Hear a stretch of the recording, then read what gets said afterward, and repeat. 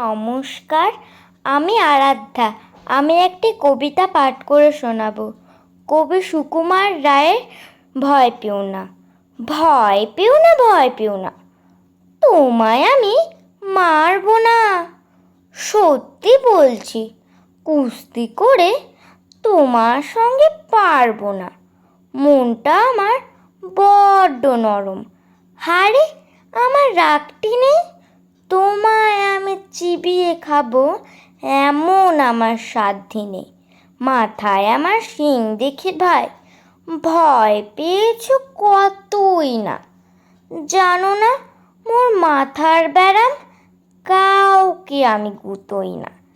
এসো এসো, গর্তে এসো, বাস করে যাও 4টি দিন।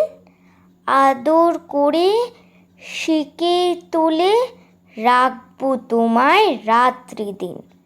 হাতে আমার মুগুর আছে, তাই কি হাতায় থাকবে না?